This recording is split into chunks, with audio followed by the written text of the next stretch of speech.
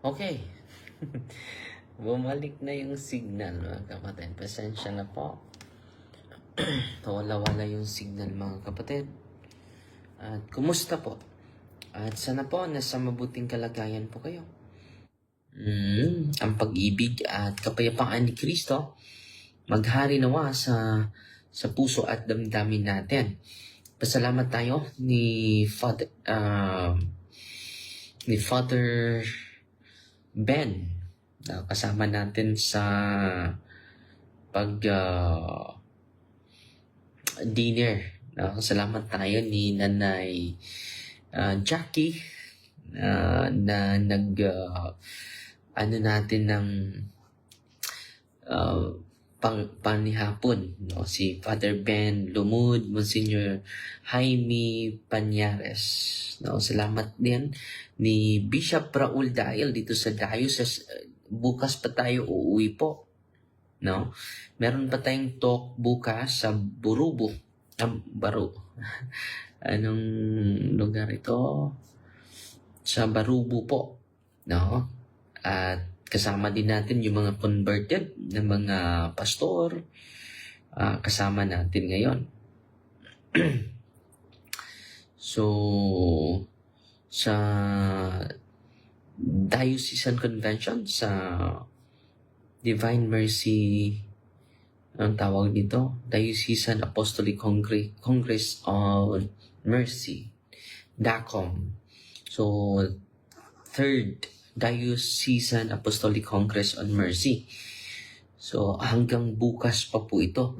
At yung isa sa mga mag-share bukas, si Bishop Raul Dail. At meron ding isang madre po, si Sister Pamela May. I-share bukas. At tayo po ay pupunta sa sa Barubo. Ang paroke, Barubo, Mother of Mercy Parish sa Barubo. So magsimula yung talk natin, mga kapatid.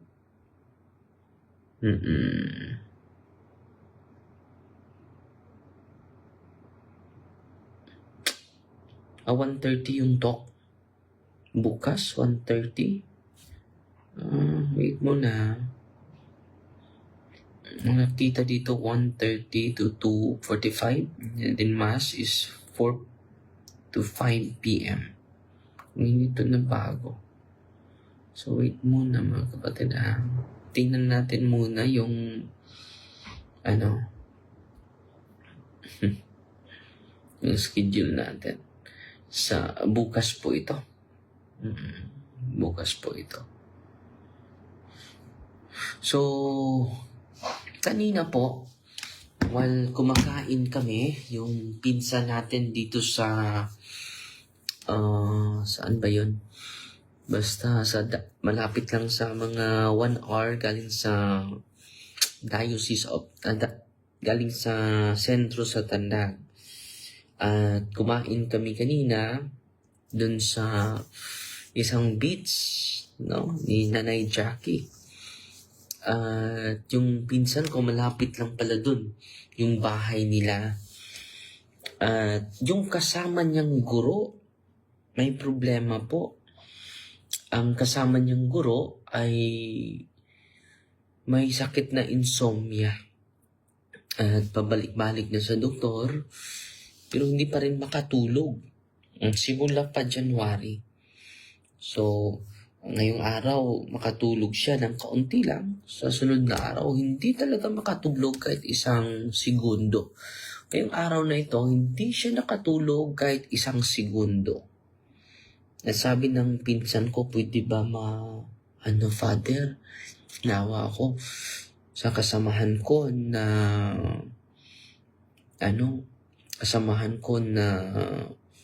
guro, no? So, naawa naman tayo at kasama natin nandun din si Monsignor, yung nagbautismo ni Brother Paul Alima, no? Si Monsignor Jaime Pañares at si Father Ben Lumud.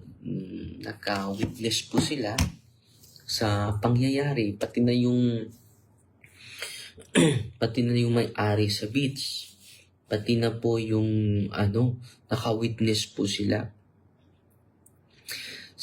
During sa prayer po, itong gurong ito, grabe, nanginginig po. No? While sagawa tayo ng simple prayer of renouncement.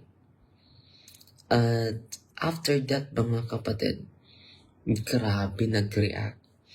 Nanginginig, sumisigaw ng grabe. Grabe yung pagsigaw niya. Grabe talaga yung pagsigaw niya. Sumisigaw yung buong maraming mga naka-witness, no? Itong babaeng ito, itong harassment niya, ito yung sakit niya dahil kahit iinom pa siya ng pangpakatulog, no? Hindi pa rin tatalab. At simula January, na ngayon, di ba? May na ngayon. So, grabe yung kanyang dinaranas, mga kapatid. At nung pinipray na natin, so nag-react talaga, mga kapatid. At nakikita ko na yung mga naka-witness kanina, na talaga, na bigla. So dito, mga kapatid, kung ma-empower natin yung mga tao, ma-empower natin yung mga kaparian natin, marami pa tayong matutulungan katulad ng mga oppression. Ang oppression po ay magagamot lang yan, hindi sa doktor. Dahil hindi naman po yun natural. No?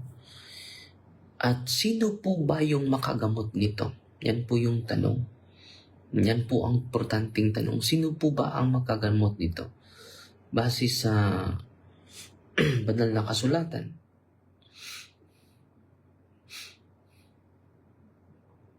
Tingnan natin. Babasahin ko itong mga oppression na ito. Sino ba yung makapagpagaling nito? Babasahin natin. Banal na kasulatan.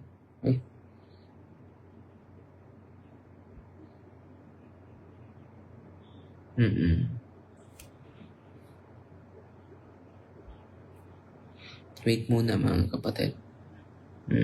Ito po.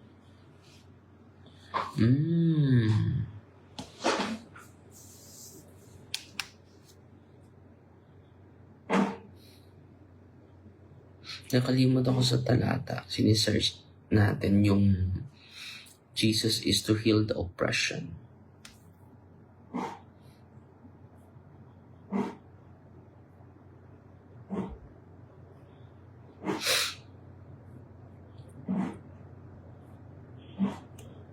So, nandito po ito sa Acts of the Apostles, mga kapatid. Nabasahin natin. Ito po. How God anointed Jesus of Nazareth. Sinong nito? Jesus of Nazareth. With the Holy Spirit.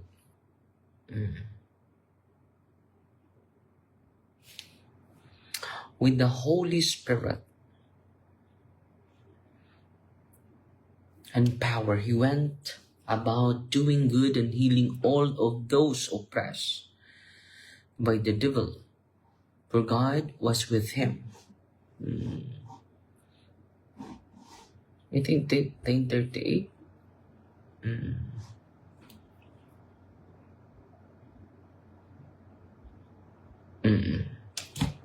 So, Acts of the Apostle chapter 10, verse 38 to 39. So, maraming nabigla. May nabigla na.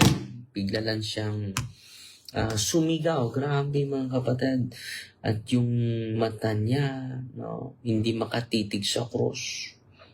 The power of the cross, mga kapatid. Hindi siya makatitig sa cross. Nirecommend natin napunta sa exorcist at sa kasama natin na exorcist at pari na makapagtulong sa kanya dahil kailangan na process yun kailangan talaga ma-process yung guru na yun dahil hindi madali po dahil may processing po yan. May processing, counseling, and then mas special categories pa natin at mabigyan nila ng halaga yung sacramentals and the sacraments of the church. And marami sa ating mga Katoliko na lahat nag-appreciation, mga kapatid.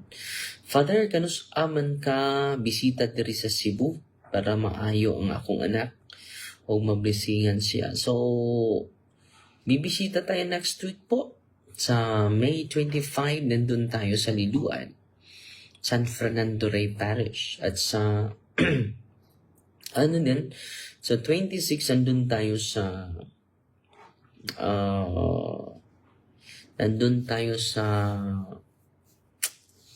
Toledo. Ipopost natin yan para makabisita tayo. Mag-guided po kayo sa talk natin sa Archdiocese sa Cebu. Nibisita tayo. So, yun po mga kapatid. No? Na yung mga operasyon po, kahit binibigyan ka na ng gamot ng doktor, wala pa rin improvement po. At ito po ay na-experience ko po. Na marami po tayong experience nito.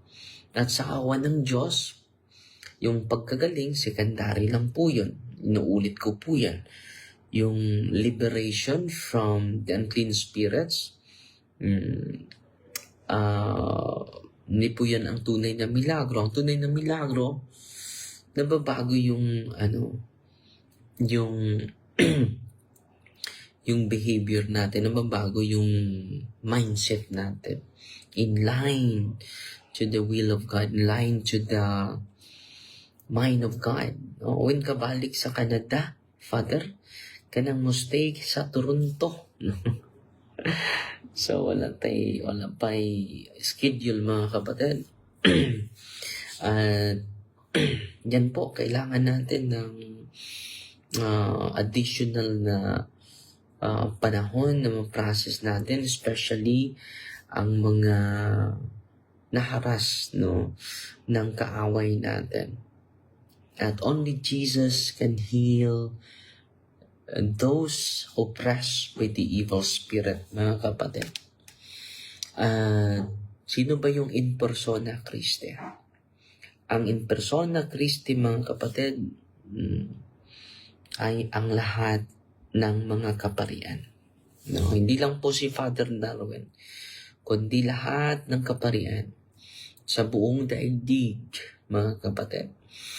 Meron silang kapangyarihan, at yung kapangyarihan nila ay galing sa ating Panginoong Hesukristo. Sige, Father mo, dadon ako. So, unang-una, hindi po ako maghiling, magbigay lang ako ng catechism because sacraments are greater than me. Sacraments, confession, especially sacrament of confession is greater than Father Darwin. It is instituted by the Lord, mga kapatid.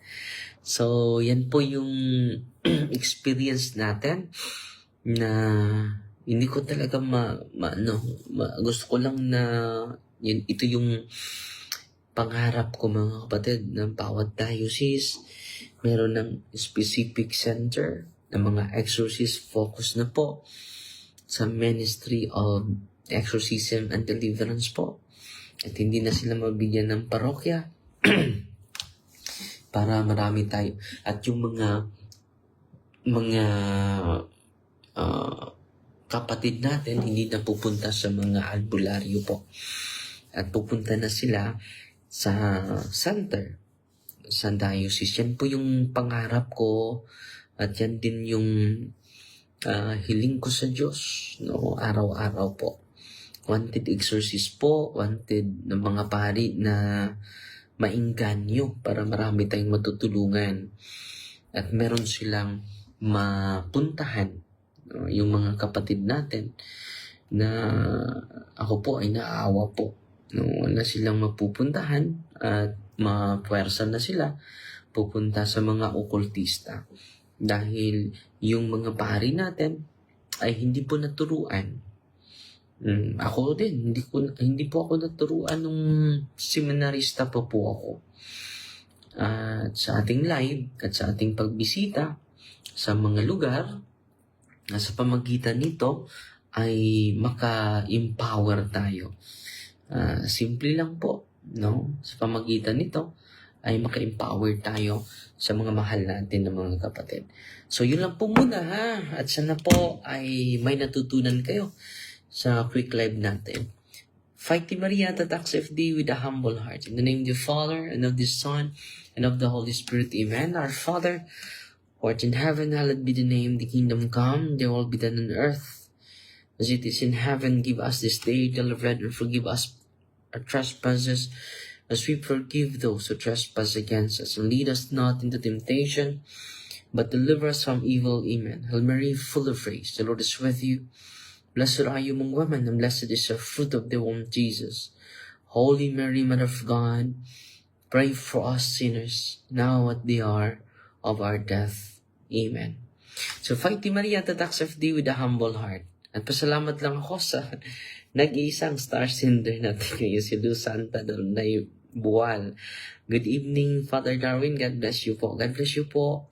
At sana po may natutunan kayo sa live natin ngayon. God bless.